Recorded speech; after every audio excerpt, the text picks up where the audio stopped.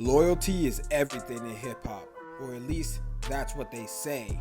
But behind the fame, the money, and the brotherhood, some of rap's closest friendships ended in betrayal. Today we're breaking down the moments when rappers turn on their people who had their backs since day one. The first artist we'll be covering is Playboi Carti. Playboi Carti, also known as Jordan Terrell Carter, was born in Atlanta, the South Side. Playboi Carti came up and had many songs that started popping off on SoundCloud. But many of these songs feature different artists. Artists like Thousand Band Fani and Uno the Activist, which seemed like they were his day ones. Even there being footage of Uno the Activist and Playboi Carti being seen together in Playboi Carti's first music video that he released. In this video, you'll see a young Playboi Carti and a young Uno the Activist sitting together on a stair step as Playboi Carti raps over a lo-fi style hip-hop beat. This song didn't necessarily blow Playboi Carti up, but it definitely shows how Uno the Activist and Playboi Carti really came up together and have known each other for a long time. But Playboi Carti started buzzing when he dropped songs with the Splur Gang, which is Thousand Band Fani and Uno the Activist. Their song Splur Gang has 1 million views on YouTube as of now, and that's without even a music video. The Splur Gang also has a song called Every Sense, and that song is known as a SoundCloud classic that lots of 2016 listeners still enjoy to this day. The way Playboi Carti raps on this track is completely different to how he raps now.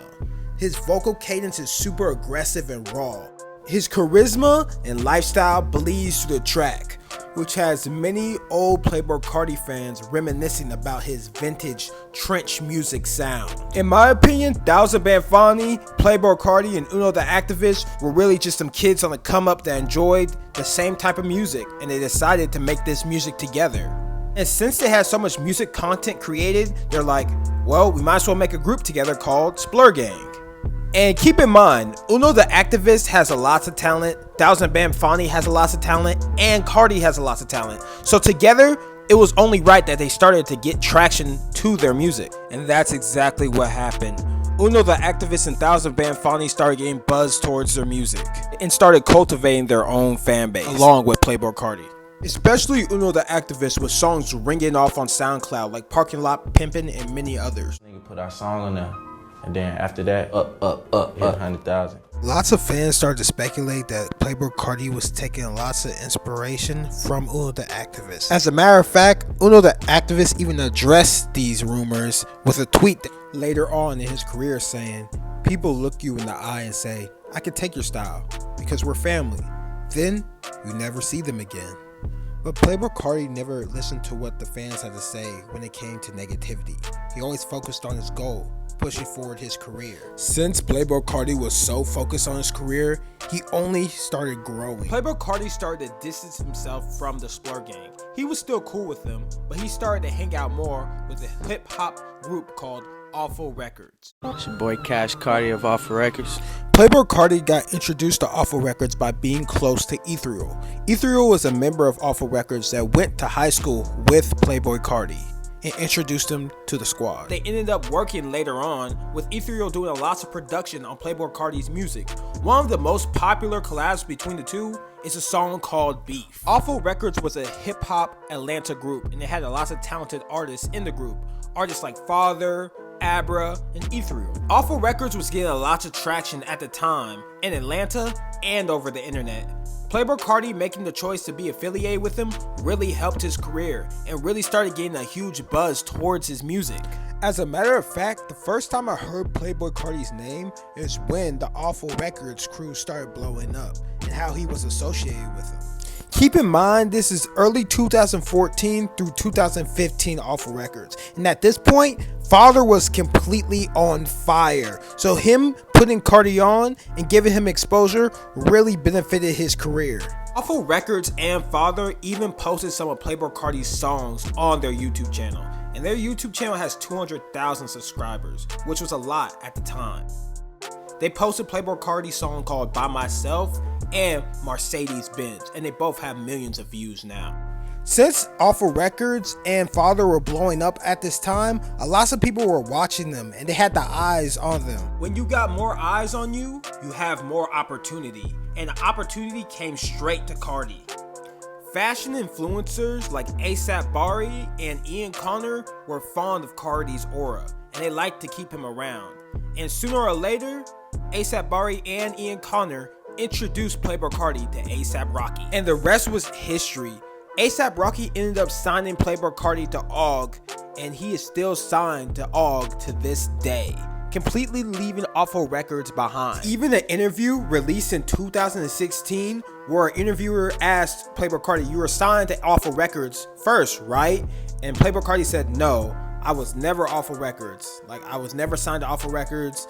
Shout out to Father, but he said, I always been my own boss." So he basically rejected of ever being a part of Awful Records ever. You got like signed the Father first, right? Father and then. I was never Awful Awful Records. I was never Awful Records. Shout out. Never been Awful I was never Awful Records. It's A$AP Mob. Yeah, that is what it is. Okay. I'm gonna cash. When Playboi Carti said this, lots of fans were shocked. Father basically put Playboi Carti on and really gave him his first shot.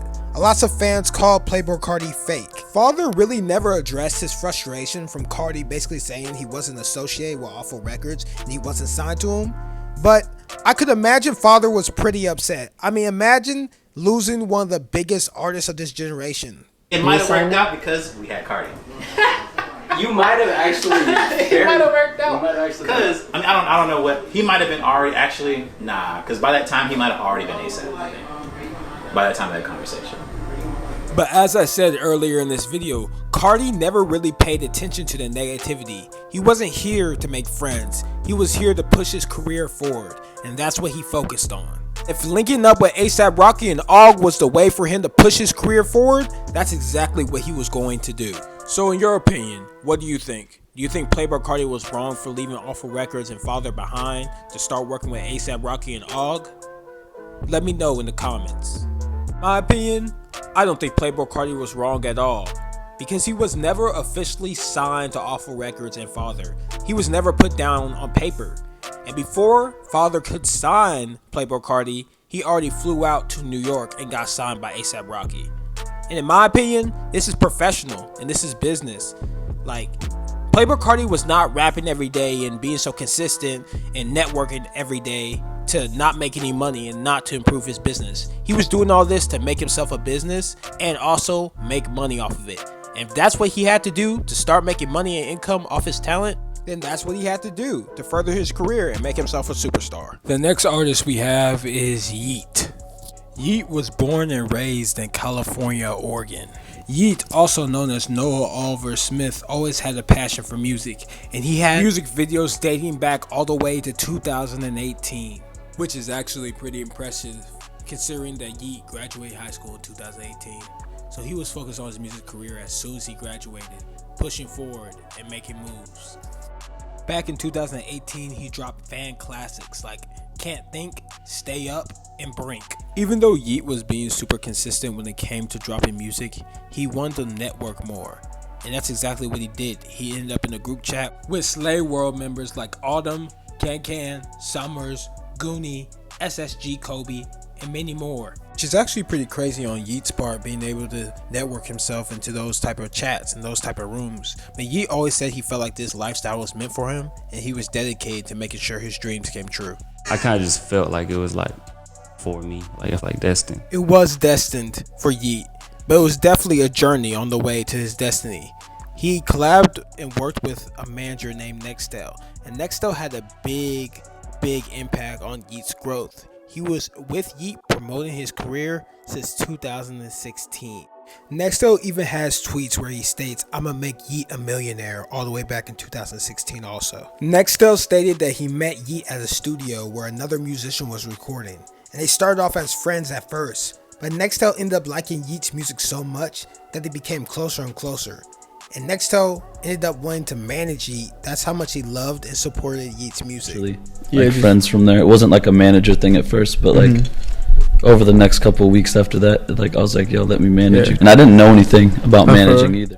Even though Nextel was new to managing, his passion and love for music, also his passion for Yeat's music, helped him push forward. Nextel wasn't the only one putting work in. Yeat was going super crazy when it came to dropping music and being consistent in the studio and perfecting his craft. He also perfected his craft when it came to Networked his way into being a group chat with the Slay World members. Members like Autumn, Can, Goonie, Summers, and many more.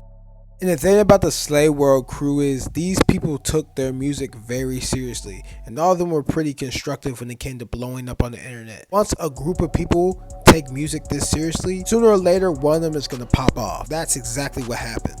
Artists like Isaiah TG, Autumn, Summers, Can really started going up during this time period. Primarily Summers and Autumn were a dynamic duo that the underground could not get enough of.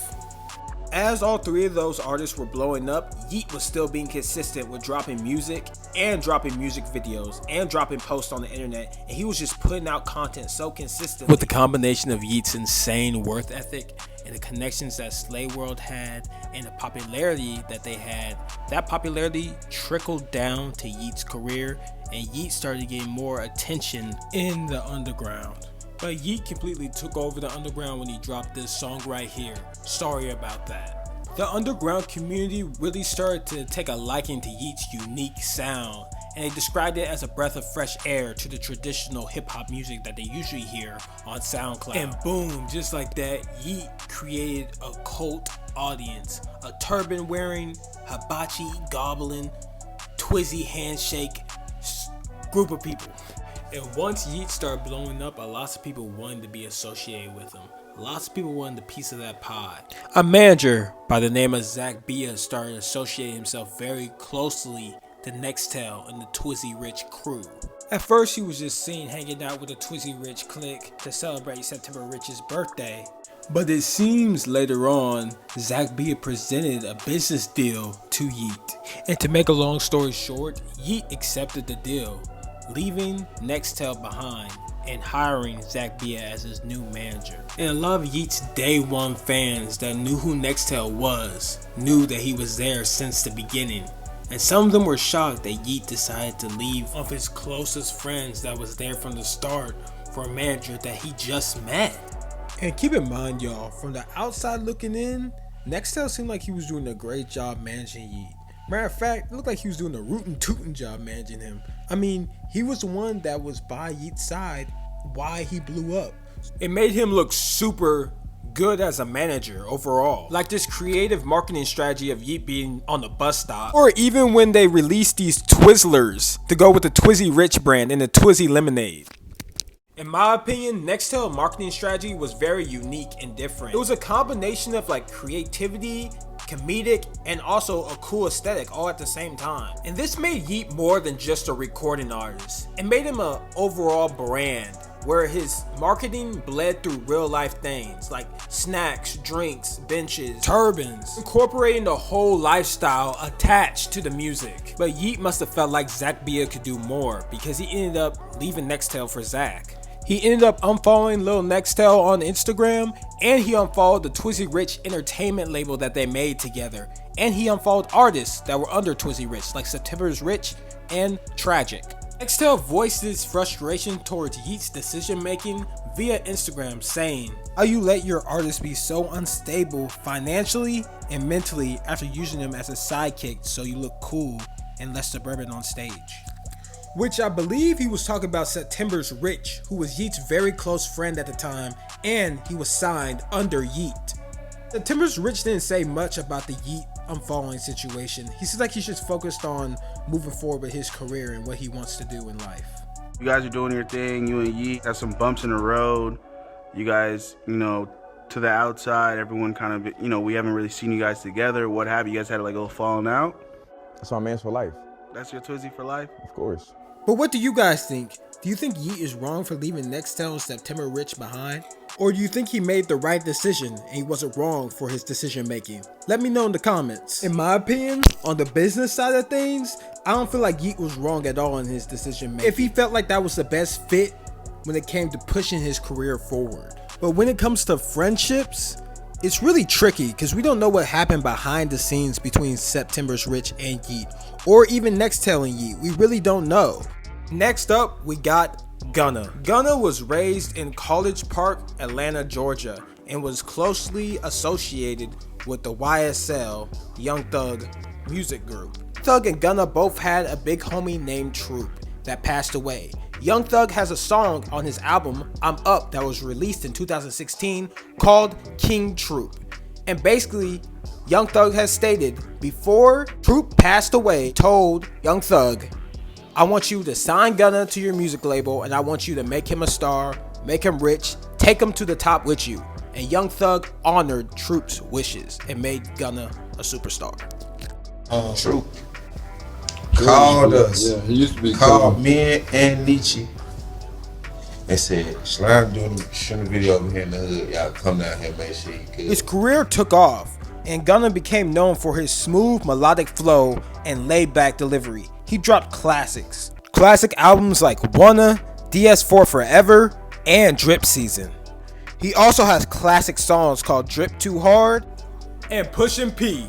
Everything was looking up for Gunna and Young Thug, and no one could even imagine a world where they were separated. But in the year of 2022, YSL, Young Thug, and Gunna ended up in some legal troubles. Rapper Young Thug will appear in court this morning. The rapper, whose real name is Jeffrey, was arrested Monday on a 56-count racketeering indictment. During this time, Young Thug said lots of people turned on him. Lots of people that he was close with, including Gunna. He said Gunna subscribed to a narrative that the judge was trying to push that he did not want under his name. Young Thug stated that the narrative that the judge was trying to create is that YSL was actually an unlawful group of individuals that weren't focused on music at all. They were more focused on doing things that were against the law. He felt like Gunna went against him. I ain't in the world making me go against Gunna. No. Yeah, you been around me 10 years knowing you told on our other brother, you told on dude. He stated his frustration towards Gunna in various interviews, saying like he felt like Gunna really went against him and how he bought Gunna's mom a house and he really supported Gunna's whole career. And he was surprised with Gunna's behavior. And when Thug said this, a lot of people in the industry ended up blackballing Gunna, speaking down on his name and not wanting to collab with him. Because in the rapper community, one of the morals is they don't respect snitches or they don't respect rats. But this blackball tactic seemed like it did not affect Gunna at all, because the fans are still supporting Gunna to the fullest since his release. He has many songs that are going up and people are still supporting him to the max, which I kind of find surprising just because Young Thug put Gunna on. So shouldn't Gunna's core audience be Young Thug fans? And if Young Thug doesn't support Gunna anymore, shouldn't the fans follow Young Thug? But I guess the music is just that good because Gunna's career has completely exploded since its release, and the fans don't seem like they're bothered at all by the snitching allegations. Also, Gunna seems like he's just being quiet about the situation too and focusing on pushing his career forward. But what do you guys think? Do you think Gunna betrayed Young Thug, or do you think he made the right decision all the way through, even during the legal troubles? Let me know in the comments. Okay, so that's my first video that I ever made. Feel free to leave some recommendations or videos that you want me to record next. Got lots of content coming, so stay tuned for that. And leave a like if you enjoyed the content. Subscribe. I go by Rap Renegade. And thanks, y'all. You have a good day. Yo, there you go. They finally fucking up the volume, yo. This shit is